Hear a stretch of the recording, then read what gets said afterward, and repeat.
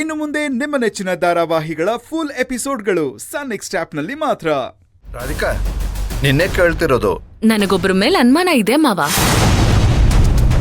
ಆದ್ರೆ ಸಾಕ್ಷಿ ಸಮೇತ ಅದನ್ನ ಕಂಡುಹಿಡಿಯೋವರೆಗೂ ನಾನ್ ಸುಮ್ನೆ ಇರ್ಬೇಕು. ಯಾರದು? ನೀನ್ ತಿಳ್ಕೊಳ್ಳೇಬೇಕಾ ಚಿರು? ಗೊತ್ತಾದ್ರೆ ಅವ್ರಿಗೆ ತಕ್ಕ ಶಿಕ್ಷೆ ಕೊಡ್ಬೋದಲ್ವಾ? ಅದ್ ಯಾರೇ ಆಗಿದ್ರು ಅವ್ರಿಗೆ ಶಿಕ್ಷೆ ಕೊಡ್ತೀಯಾ? ಖಂಡಿತವಾಗ್ಲು. ತಪ್ಪು ಮಾಡಿದ್ರೆ ಶಿಕ್ಷೆ ಆಗ್ಲೇಬೇಕಲ್ವಾ? ನಿಜವಾಗ್ಲು? ನಿಜವಾಗ್ಲು. ಅಕಸ್ಮಾತ್ ಅವ್ರು ನಮಗೆ ತುಂಬಾ ಬೇಕಾದವ್ರಾಗಿದ್ರೆ?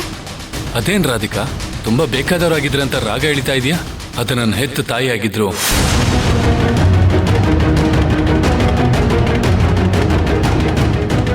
ಸಾರಿ ಮಾಮ್, ನೀವು ತಪ್ಪು ತಿಳ್ಕೊಬೇಡಿ. ಫ್ಲೋನಲ್ಲಿ ಹೇಳ್ದೆ. ಪರವಾಗಿಲ್ಲ ಬಿಡು ಚಿರು.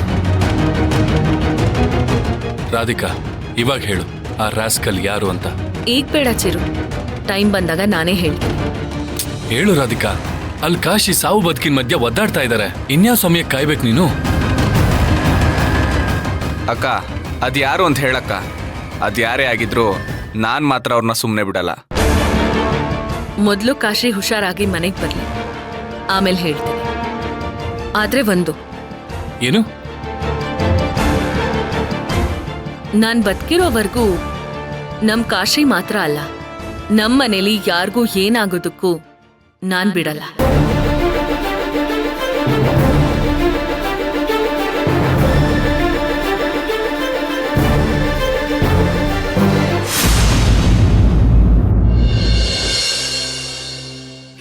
ಕಾಶಿ, ನೀನೇನು ಯೋಚನೆ ಮಾಡದೆ ಸ್ವಲ್ಪ ಹೊತ್ತು ರೆಸ್ಟ್ ಮಾಡಪ್ಪ. ಇಲ್ಲಮ್ಮ, ನಂಗೆ ಹಾಗೆಲ್ಲ ಇರಕ್ಕಾಗಲ್ಲ. ನಂಗೆ ರಾಧಿಕಂದೇ ಯೋಚನೆ ಆಗ್ತಿದೆ. ನಂಗೇನಾದರೂ ಆದ್ರೆ ಅವಳು ಸಹಿಸ್ಕೊಳ್ಳಲ್ಲ ಅಮ್ಮ. ಅವಳು ನನ್ನ ಬಗ್ಗೆನೇ ಯೋಚನೆ ಮಾಡಿಕೊಂಡು ಅತ್ತೆ ಮನೆಗೆ ಹೋಗಿಲ್ಲ ಅಂದ್ರೆ ಅಲ್ಲಿ ಅವ್ರ ಮನೇಲಿ ತಪ್ಪು ತಿಳ್ಕೊತಾರೆ. ಅದಕ್ಕೆ ಅವ್ರಿಗೆ ಬಲವಂತ ಮಾಡಿ ಹೋಗು ಅಂತ ಹೇಳಿದ್ದು. ಸುನೇನಾ, ರಾಧಿಕಾ ಚಿರು ಅವ್ರ ಮನೆಗೆ ಹೋದ್ರಂತ ಫೋನ್ ಮಾಡಿ ವಿಚಾರಿಸಿದ್ಯಾ? ಹಾ ರೀ, ಹೋದ್ರು. ಅಪ್ಪ, ಈಗ ಸಮಾಧಾನ ಆಯ್ತು. ಆದ್ರೂ ಅಮ್ಮ, ರಾಧಿಕಾ ಅಲ್ಲಿ ನನ್ನ ಬಗ್ಗೆ ಯೋಚನೆ ಮಾಡದೆ ಚಿರು ಅವ್ರ ಬಗ್ಗೆ ಗಮನ ಕೊಟ್ರೆ ಸಾಕು. ನನಗ್ ನಿಮ್ಮನ್ನ ನೋಡಿದ್ರೆ ಹೆಮ್ಮೆ ಅನಿಸ್ತಿದೆ. ಅಣ್ಣ ಆದವನ್ ಜವಾಬ್ದಾರಿ ಏನು ಅಂತ ನಿಮ್ಮನ್ನ ನೋಡ್ ಕಲಿಬೇಕು. ಹೆಮ್ಮೆ ಪಟ್ಕೊಂಡು ಹೊಗಳೋ ಹಾಗೆ ನಾನ್ ನನ್ನ ತಂಗಿಗೆ ಏನು ಮಾಡಿಲ್ಲ ಕಣೆ. ಇನ್ನೂ ಏನ್ರಿ ಮಾಡ್ಬೇಕು? ಪ್ರಾಣ ಹೋದ್ರೂ ಪರವಾಗಿಲ್ಲ, ನನ್ನ ತಂಗಿ ಮದ್ವೆ ನೋಡ್ಬೇಕು ಅಂತ ಬಂದ್ರಲ್ಲ, ಅದಕ್ಕಿಂತ ದೊಡ್ಡ ಪ್ರೀತಿ ವಾತ್ಸಲ್ಯ ಇನ್ನೇನಿದೆ? ಅಲ್ಲ ರೀ, ಕಾಲಿಗೊಂದ್ ಚಿಕ್ಕ ಮುಳ್ ಚುಚ್ಚಿದ್ರು ನೀವು ಆ ನೋವನ್ನ ಸಹಿಸ್ಕೋತಿರ್ಲಿಲ್ಲ. ಅಂಥದ್ರಲ್ಲಿ ಚಾಕು ಚುಚ್ಚಿದ್ರು ಯಾರತ್ರನೂ ಆ ನೋವನ್ನ ತೋರಿಸ್ಕೊಳ್ದೆ ಬಂದು ಕಲ್ಬಂಡೆ ಹಾಗೆ ನಿಂತಿದ್ರಲ್ಲ, ಅದನ್ನೆಲ್ಲ ಹೇಗ್ರಿ ಸಹಿಸ್ಕೊಂಡ್ರಿ? ಸುನೇನಾ, ನಾನೇನೋ ದೊಡ್ಡದಾಗಿ ಸಾಧಿಸಿದ್ದೀನಿ ಅನ್ನೋ ಥರ ನಾನು ಹೊಗಳ್ತಾ ಇದೆಯಲ್ಲ. ನಮ್ಮಪ್ಪ ನಮ್ಮನ್ನೆಲ್ಲ ಬಿಟ್ಟು ಹೋದ್ಮೇಲೆ ನಮ್ಮೆಲ್ಲರನ್ನೂ ತನ್ನ ಹೆಗಲ ಮೇಲೆ ಹೊತ್ಕೊಂಡಿದ್ದಾಳಲ್ಲ ರಾಧಿಕಾ. ಆ ಭಾರ ಅವಳಿಗೆ ಎಷ್ಟು ನೋವಾಗಿರ್ಬೇಡ ಹೇಳು.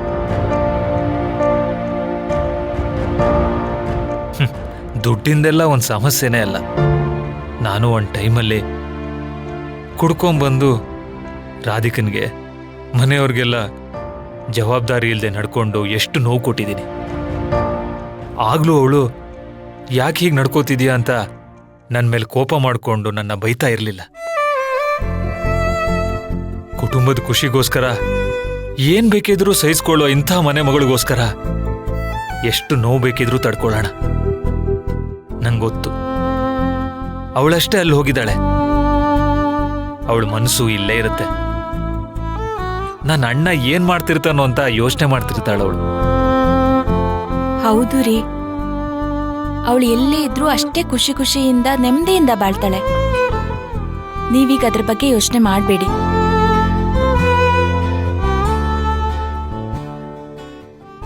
ಕಾಶಿ, ಈಗ ಹೇಗಿದ್ದೀರಾ? ಹಾ, ಪರವಾಗಿಲ್ಲ ಡಾಕ್ಟರ್. ಆದ್ರೆ ಇಲ್ಲಿ ಸ್ವಲ್ಪ ನೋವಿದೆ. ಹಾ, ಇದು ಇನ್ನೂ 1 ವಾರ ಹಾಗೇ ಇರುತ್ತೆ. ಸ್ವಲ್ಪ ಮೆಡಿಸಿನ್ ಎಲ್ಲ ತಗೊಂಡ್ರೆ ಸರೋಗುತ್ತೆ. ಸರಿ ಡಾಕ್ಟರ್. ನೋಡಿ, ನಾನು ಬರ್ಕೊಟ್ಟಿದ್ದೀನಿ ಆ ಪ್ರಿಸ್ಕ್ರಿಪ್ಷನ್ಸ್ ಎಲ್ಲ ಇವ್ರು ಕೊಡಿ. ಸರಿ ಡಾಕ್ಟರ್. ಹೇಳಿ ಕಾಶಿ. ಹೀಗೆ ಹೇಳ್ತೀನಿ ಅಂತ ತಪ್ಪು ತಿಳ್ಕೊಬೇಡಿ. ನನ್ನ ಮನೆಯವರೆಲ್ಲ ನನ್ನ ತುಂಬ ಚೆನ್ನಾಗಿ ನೋಡ್ಕೋತಾರೆ. ನಾನು ಇವತ್ತೇ ಮನೆಗೆ ಹೋಗ್ಬೋದಾ? ರೀ ಏನ್ರಿ ಹೇಳ್ತಿದ್ದೀರಾ ನೀವು? ನೀನು ಸುಮ್ಮನೆ ಇರೇ.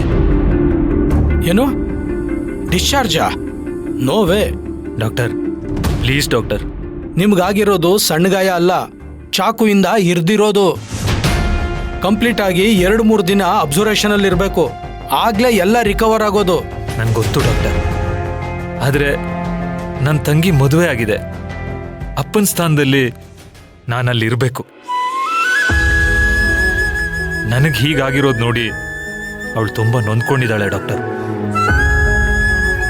ಒಬ್ಬ ಅಣ್ಣನ ತುಡಿತ ನಿಮ್ಗೆ ಅರ್ಥ ಆಗತ್ತೆ ಅನ್ಕೊಂಡಿದ್ದೀನಿ.